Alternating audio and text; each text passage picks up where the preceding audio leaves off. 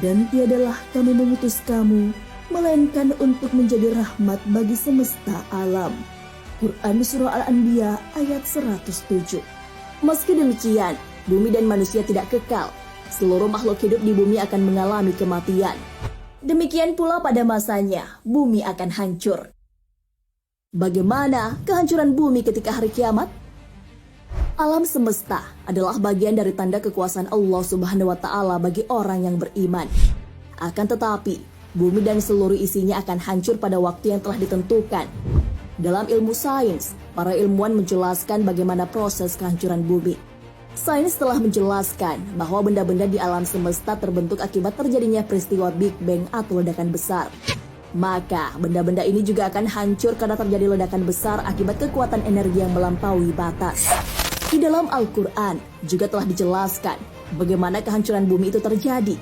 Allah Subhanahu wa Ta'ala berfirman, apabila bumi digoncangkan dengan goncangannya yang dahsyat, dan bumi telah mengeluarkan beban-beban berat yang dikandungnya, dan manusia bertanya, mengapa bumi terjadi begini?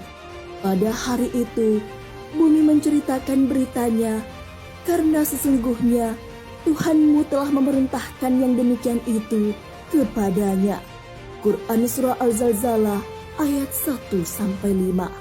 Mengenai ayat tersebut, ayat kutub dalam tafsir fi Zilalil Quran memaparkan bahwa kejadian yang dimaksud adalah hari kiamat.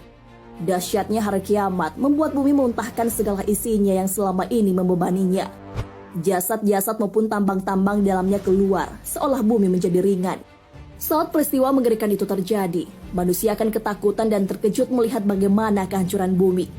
Manusia akan kebingungan atas peristiwa maha dahsyat yang terjadi di depan matanya.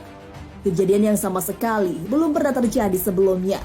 Manusia juga akan mencari perlindungan, tapi semua hanya sia-sia. Allah Subhanahu wa Ta'ala berfirman, pada hari itu, manusia adalah seperti aneh-aneh yang bertebaran, dan gunung-gunung adalah seperti bulu yang dihambur-hamburkan.